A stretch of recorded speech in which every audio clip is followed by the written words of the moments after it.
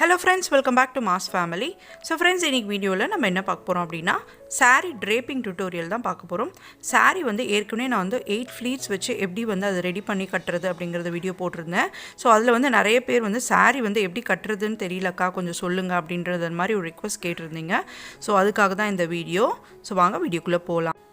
So இப்போ என்ன எடுத்துர்க்கேன்னா belt எடுத்துர்க்கேன். இன்ஸ்கர்ட்க்கு பதிலா நம்ம பெல்ட் யூஸ் பண்ணி saree எப்படி கட்டறது அப்படிங்கறத பார்க்கலாம்.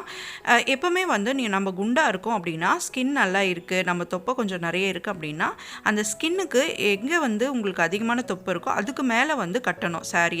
சோ அப்பதான் வந்து உங்களுக்கு ஆடா தெரியாது. சோ எந்த saree கட்ட போறேன்னா இது வந்து என்னோட கல்யாண saree. இது வந்து பியூர் காஞ்சிபுரம் silk saree. இப்போ வந்து இதோட பிரைஸ் ரொம்ப அதிகமாக இருக்கும். ஸோ நான் அப்போ வாங்கும்போது இதோட ப்ரைஸ் வந்து 50,000. ரொம்ப நல்லா இருக்குங்க. இது வந்து கட்டுறதுக்கும் எனக்கு ரொம்ப பிடிக்கும். நம்மளோட பழைய மெமரிஸ்லாம் வரும். நிறைய பேர் என்ன பண்ணுவாங்கன்னா சில்க் சாரி அப்படியே வச்சுருவாங்க. அப்படியே மடித்து வச்சு அந்த மடிப்பெல்லாம் அப்படியே வந்து பட்டையாக விட்டு அது வேஸ்ட்டாக போயிடும். ஸோ நம்ம அடிக்கடி வந்து இது எடுத்து நம்ம உபயோகப்படுத்தணும். ஸோ அப்போ தான் இது வந்து லைஃபோ கொஞ்சம் நல்லா வரும். எப்பவுமே வந்து saree ஃபர்ஸ்ட் நம்ம சொருகும் இல்லையா அந்த இடத்த வந்து எப்பவுமே இந்த மாதிரி நாட் போட்டுக்கிறது நல்லது. அப்பதான் saree வந்து விலகாம அப்படியே இருக்கும். உங்களுக்கு வந்து அது கலஞ்சிருமோ இல்ல கழண்டிடுமோ அப்படின்ற மாதிரி பயம்லாம் எதுவுமே இருக்காது. ஸோ ஃபர்ஸ்ட் இந்த மாதிரி ஒரு நாட் போட்டுக்கோங்க. இது வந்து நீங்க எல்லா சாரிக்கும் இந்த மாதிரி நாட் போட்டு நீங்க இந்த மாதிரி டக் இன் பண்ணிக்கலாம். ஸோ நான் ஃபர்ஸ்ட் என்ன பண்றேன்னா என்னோட ரைட் சைடுல வந்து இதை நான் டக் இன் பண்றேன். அப்புறம் புடவையை வந்து இந்த மாதிரி ஒரு சுற்றிட்டு நம்ம என்ன பண்ணலாம் அப்படின்னா எவ்வளோ லென்த் வந்து உங்களுக்கு ஃப்ரண்ட் ஃப்ளீட்ஸ் வேணும் அப்படிங்கிறத நீங்கள் கால்குலேட் பண்ணி அப்புறம் வந்து மேலே உள்ள ஃப்ளீட்ஸுக்கு எவ்வளோ லென்த் வேணும் அப்படிங்கிறத நம்ம முந்தானியை வந்து எடுத்துக்கிறோம். ஸோ நம்ம போட்டு பார்த்தோன்னா தெரியும் எவ்வளோ லென்த் வேணும் அப்படிங்கிறது. ஸோ இதை வந்து இந்த மாதிரி டக்கின் பண்ணிக்கோங்க. டக்கின் பண்ணிவிட்டு இந்த முந்தானியை வந்து இப்போ எடுத்து நம்ம அதை ஃப்ளீட்ஸ் எடுக்க போகிறோம். ஸோ முந்தானியில் வந்து நம்ம நார்மலாக கொஞ்சம் குண்டாக இருக்கும். என்ன மாதிரி வந்து கொஞ்சம் குண்டாக இருக்கீங்க அப்படின்னா நீங்கள் நார்மலாக ஒரு 5 ஃப்ளீட்லேருந்து 6 ஃப்ளீட் வரைக்கும் தாராளமாக எடுக்கலாம். அது வந்து நீங்கள் கட்டுறது பொறுத்து இருக்குது. நீங்கள் வந்து சைடு அடிக்காமல் கொஞ்சம் நல்ல நீட் லுக் வேணும் அப்படின்னா நீங்கள் வந்து 5 ஃப்ளீட்டே கூட போதுமானது தான். அந்த லுக்கும் வந்து கொஞ்சம் நல்ல ஸ்லிம்மாக காட்டுற மாதிரி தான் இருக்கும். ஸோ அதனால் ஒன்றும் பிரச்சனை இல்லை. நீங்கள் அழகாக வந்து நீட்டாக கட்டினீங்க அப்படின்னாலே கொஞ்சம் நல்ல லுக்காகவும் நல்ல கிராண்டாகவும் இருக்கும் எந்த saree கட்டினீங்க அப்படின்னாலும். ஸோ இப்போ வந்து நான் 5 ஃப்ளீட்ஸ் எடுக்கிறேன். நான் இது ஏற்கனவே வந்து 8 ஃப்ளீட்ஸ் எப்படி எடுக்கிறது அப்படிங்கிறத வீடியோ போஸ்ட் பண்ணியிருக்கேன். நீங்கள் வேணால் அதுவும் நான் வந்து கீழே டிஸ்கிரிப்ஷனில் கொடுக்குறேன், நீங்கள் செக் பண்ணிக்கலாம். நீங்கள் அந்த மாதிரி கூட அயர்ன் பண்ணிவிட்டு அந்த மாதிரி பின்னப் பண்ணிவிட்டு கூட நீங்கள் போடலாம். ஸோ இது வந்து நல்லா நீங்கள் அட்ஜஸ்ட் பண்ணணும். 5 ஃப்ளீட்ஸ் வச்சுட்டு நல்லா இந்த மாதிரி இப்படி நீவி விட்டீங்க அப்படின்னா நல்லா உங்களுக்கு அந்த பட்டை அழகாக வரும். எப்போவுமே வந்து ஃப்ரண்ட்டில் நீங்கள் ஃபஸ்ட்டு வைக்கிற இந்த ஃப்ளீட்டும் லாஸ்ட்டாக வைக்கிறீங்க பார்த்தீங்களா அந்த ஃப்ளீட்டும் மட்டும்தான் வெளியில் தெரியணும். உள்ளே இருக்கிற ஃப்ளீட்லாம் வந்து நடுவில் இருக்கிற ஃப்ளீட்லாம் வந்து உள்ளுக்கு போகிற மாதிரி பார்த்துக்கோங்க. அப்போ தான் உங்களுக்கு வைக்கிற அந்த முந்தானி வந்து ரொம்ப அழகாக வரும். ஸோ இந்த மாதிரி நல்லா அட்ஜஸ்ட் பண்ணிக்கிட்டு நல்லா பின் போட்டுக்கோங்க. எத்தனை பின் வேணுமோ அத்தனை பின் போட்டுக்கோங்க. நான் இப்போ வந்து ஒரே ஒரு பின் தான் யூஸ் பண்ண போகிறேன். அதுவும் வந்து இந்த முனையில் இந்த எட்ஜில் வந்து ஒரு பின் போட போகிறேன். ஸோ இந்த மாதிரி போட்டுக்கோங்க.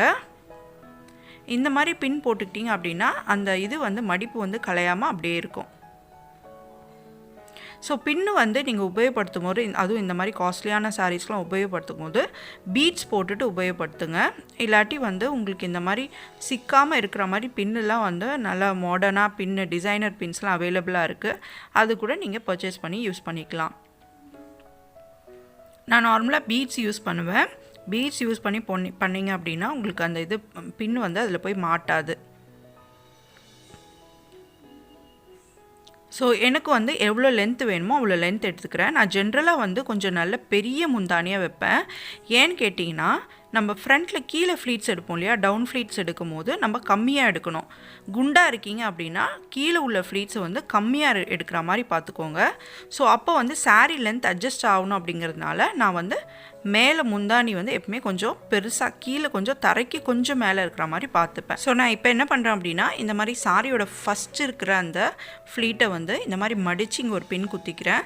ஸோ இந்த மாதிரி இருக்கும் போது இந்த saree ஃப்ளஷ் ஃப்ளீட் வந்து இந்த மாதிரி பா ஷேப்பில் இருக்கிற மாதிரி உங்களுக்கு இருக்கும். ரொம்ப நல்லாயிருக்கும் பார்க்குறதுக்கு. ஸோ இந்த மாதிரி பின் பண்ணிக்கோங்க. இப்படி ஒரு மடிப்பு கொடுத்து இந்த மாதிரி ஒரு பின் பண்ணிக்கிட்டிங்கன்னா நல்லாயிருக்கும். இல்லை உங்களுக்கு பிடிக்கல நார்மலாக வேணும்னாலும் நீங்கள் வச்சுக்கலாம், அது உங்களோட விருப்பம்தான். இப்போ என்ன பண்ண போகிறோம்னா ரொம்ப முக்கியமானது இது சாரீ கட்டுறதுலேயே பார்த்திங்கன்னா, நீங்கள் எடுக்கிற இந்த மடிப்பு வந்து நல்லா டைட்டாக வந்து நல்லா வந்து கீழே வந்து பின் குத்துற மாதிரி பார்த்துக்கோங்க. இப்படி இருக்கணும் நல்லா. அதாவது மேலே உள்ள பார்டரும் கீழே உள்ள பார்டரும் வந்து பேரலாக இருக்கணும். அந்த மாதிரி இருந்ததுனா தான் உங்களுக்கு சைடு அடிக்காது, நீட்டாக இருக்கும், லுக்கு டைட் கொடுக்கும் உங்களுக்கு. பார்த்தீங்களா எவ்வளோ டைட்டாக நல்லா எடுத்து பின் பண்ணியிருக்கேன். ஸோ இந்த மாதிரி வந்து பின் பண்ணிக்கோங்க. வேணும்னா நீங்கள் மேலே அந்த ப்ளவுஸோடு சேர்த்து கூட நீங்கள் அந்த இடத்துல ஒரு பின் குத்திக்கலாம். இப்போ பாட்டம் ஃப்ளீட்ஸ் எடுக்க போகிறோம். பாட்டம் ஃப்ளீட்ஸ் வந்து நம்ம குண்டாக இருக்கும் அப்படின்னா கொஞ்சம் ஃப்ளீட்ஸ் கம்மியாக எடுத்துக்கோங்க. 3 இல்லை 4 ஃப்ளீட் வந்து போதுமானது. அப்போ தான் வந்து உங்களுக்கு பார்க்கும்போது ஸ்லிம்மாக தெரியும். ஸோ நான் ஃபஸ்ட்டில் இருக்கிற துணியை வந்து கொஞ்சம் விட்டுட்டு அதுக்கப்புறம் வந்து தள்ளி நான் வந்து ஃப்ளீட்ஸ் எடுக்க ஸ்டார்ட் பண்ணுறேன். ஸோ அப்போ தான் வந்து உங்களுக்கு ஃப்ளீட் வந்து அழகாக இருக்கும் பார்க்க.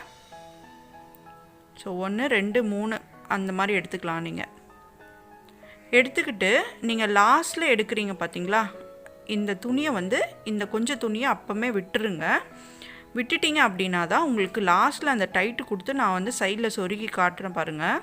அப்போ தான் வந்து உங்களுக்கு சைடில் வந்து அந்த ஸ்டெப்பாக இருக்கிற மாதிரி இந்த சினி ஆக்ட்ரஸ்லாம் வந்து பார்த்திங்கனாலே தெரியும், ரொம்ப பர்ஃபெக்டாக இருக்கும் சாரீ கட்டுறதே பார்த்திங்கன்னா. அந்த மாதிரி ஒரு லுக்கு கிடைக்கும்.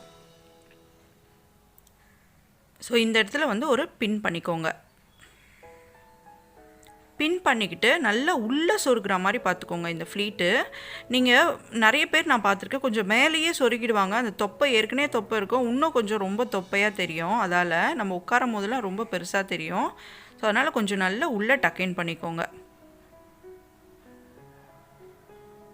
ஸோ நல்லா அட்ஜஸ்ட் பண்ணிக்கிட்டு நல்லா உள்ளே சொருகிடுங்க. சொருகிறது எங்கே சொருகணும் அப்படின்னா எப்பவுமே பெல்லி பட்டனுக்கு ரைட் ஹேண்ட் சைட் பக்கமாக சொருகணும். கொஞ்சம் நல்ல ரைட் சைடில் சொருகினீங்க அப்படின்னா கரெக்டாக இந்த ஃப்ளீட்டோட ஸ்டார்டிங் வந்து எட்ஜு வந்து எங்கே இருக்கணும் அப்படின்னா பெல்லி பட்டனுக்கு ஸ்ட்ரெயிட்டாக இருக்கணும். ஸோ அந்த துணி சொன்னேன் இல்லையா நம்ம விடுறோன்ட்டு, அந்த துணியை நல்லா இழுத்து பிடிச்சி நல்லா ரைட் சைடில் நல்லா கிளாக்வைஸ் டைரக்ஷனில் நீங்கள் நல்லா அது வந்து சுற்றிட்டு சொருகிடுங்க. அதே மாதிரி வெளியில் இருக்கிற துணியும் அதே மாதிரி சைடில் சொருகிட்டிங்கன்னா பார்த்தீங்கன்னா இந்த மாதிரி ஸ்டெப்பாக கிடைக்கும். பார்த்தீங்கனாலே தெரியும் சைடில். ஸோ நான் இப்போ வந்து ப்ளவுஸ் மாற்றிட்டேன் பாருங்கள் எவ்வளோ சூப்பராக பர்ஃபெக்டாக வந்திருக்கு அப்படின்ட்டு. ஸோ குண்டாக இருந்தாலும் நீங்கள் சூப்பர் பர்ஃபெக்டாக ஸ்லிம்மாக இருக்கிற மாதிரி அழகாக கட்டலாம். நிறைய பேர் நான் பார்த்துருக்கேன் குண்டாக இருப்பாங்க, பட் ஆனால் சாரீ வந்து ஒழுங்காக கட்ட தெரியாது, மேலே வந்து சைடு அடிக்கும், ஒரு மாதிரி டிஃப்ரெண்ட்டாக இருக்கும், அழகாக இருக்கும் அவங்க ஃபீச்சர்ஸு, பட் ஆனால் சரியாக கட்ட மாட்டாங்க. ஹோப் இந்த வீடியோ வந்து அவங்க எல்லாருக்கும் ரொம்ப யூஸ்ஃபுல்லாக இருக்கும் அப்படின்னு நம்புகிறேன். இந்த மாதிரி நிறைய யூஸ்ஃபுல்லான வீடியோஸ்க்கு நம்ம சேனலுக்கு சப்ஸ்கிரைப், லைக் அண்ட் ஷேர் பண்ணுங்கள். Thank you friends, take care and by.